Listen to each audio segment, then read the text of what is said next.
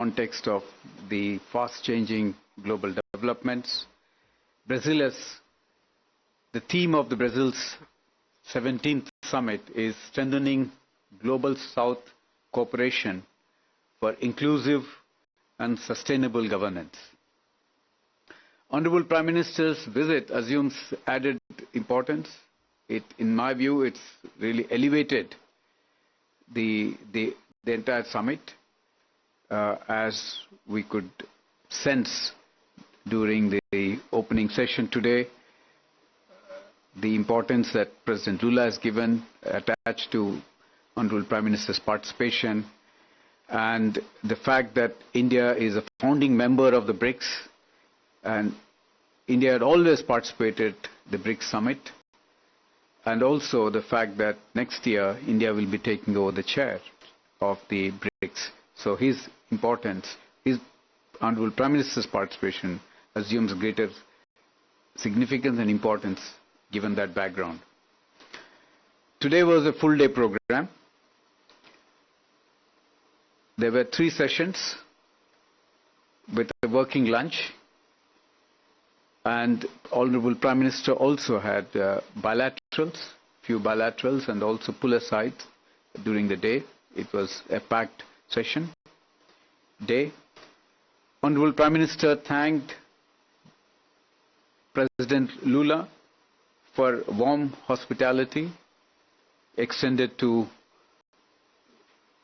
him and his delegation. And he also welcomed the Indonesian President for joining as a full member of the BRICS, and he welcomed also the participation of the partner countries in this summit. The 17th Summit has a very large participation. There are 11 permanent members. There are 9 partner countries, 8 invitee countries, and 7 heads of the international organizations. So from that point of view, it's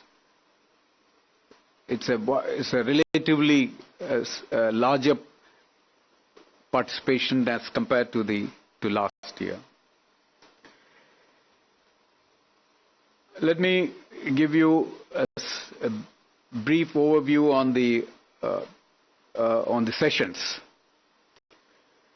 Honorable Prime Minister addressed the session on global governance and peace and security, where he reaffirmed India's commitment to enhancing the voice of the global South.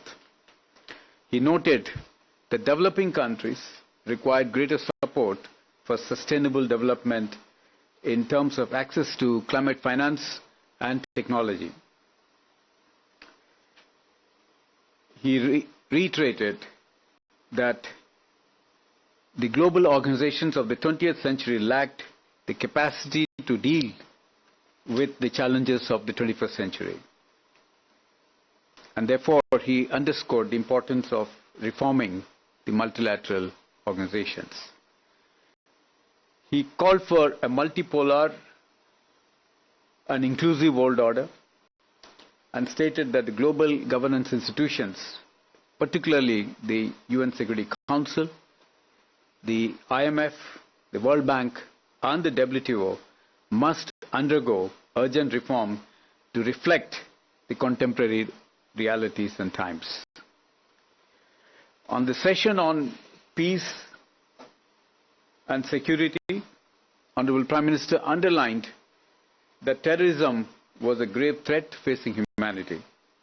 In this context, he noted that all the leaders have condemned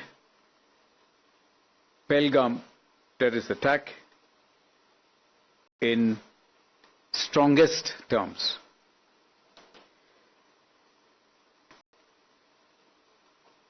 He underlined that the Pahalgam attack, terror attack, is an onslaught on the entire humanity. He also noted that those funding, promoting, and providing safe havens to terrorists must be dealt with in the harshest terms. In the session on strengthening multilateralism, economic, financial affairs and artificial intelligence, Honorable Prime Minister expressed that diversity and multipolarity were valued strengths of the BRICS. He added that BRICS could play an important role in shaping a multipolar world. In this context, he also gave few suggestions in terms of considering setting up a science and research repository in the BRICS groups by the Global South countries, to focus on supply chains of the critical minerals, both secured and make it resilient, and the BRICS group to work on responsible AI. Tomorrow, there will be a session on the environment, COP30 and global health, during which Honorable Prime Minister will reiterate India's deep commitment to environmental action. He will also elaborate on the initiatives taken by India to promote pro-people and pro-planet growth and development. And he will highlight India's initiatives in that context, particularly the International Solar Alliance, the Coalition for Disaster Resilient Infrastructure, Global Biofuel Alliance, and International Big Cats, Mission Life, and among others. So this will be broadly the themes for the session, in doing which have been very well captured in the Leaders' Declaration, which was adopted by the leaders today.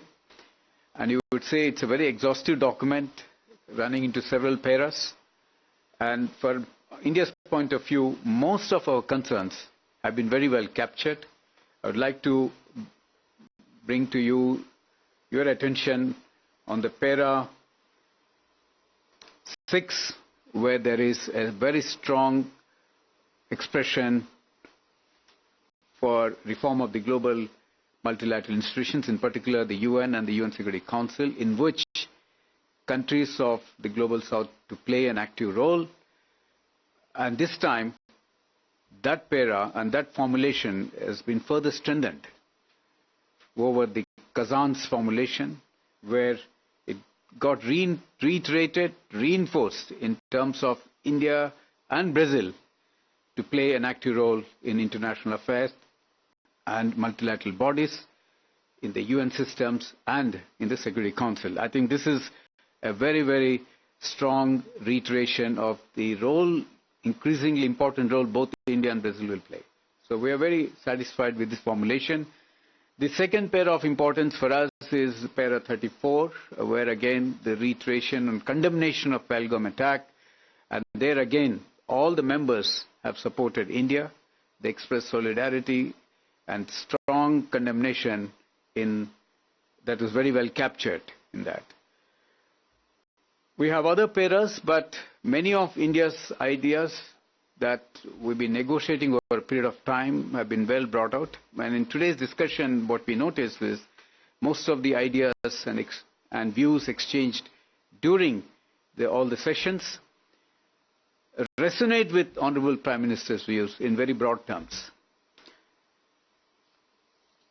Honorable Prime Minister also had bilateral meetings. One he had with Prime Minister of Malaysia, wherein Prime Minister thanked Prime Minister Ibrahim for his strong condemnation of the Pahalgam terror attack. And the two leaders also discussed cooperation in multilateral arena and regional security.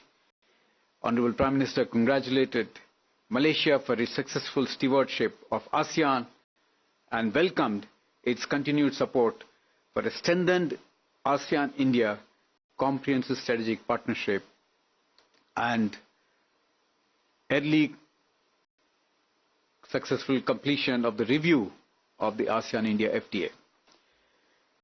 The second meeting that he had was with the President of Cuba, His Excellency Miguel Diaz-Canel Bermudez. And there again, both leaders talked about bilateral issues and exchange ideas on further economic cooperation between the two countries. And very clearly in this meeting, India's digital public infrastructure and UPI, Unified Payment Interoperability, these proposals, initiatives of India which are low cost came up. Cuba showed a lot of interest to look into it and see how much it can benefit from those. Another item that came in the discussion was Cuba's possible recognition of Ayurveda and extended support for integrating Ayurveda into Cuba's public health system.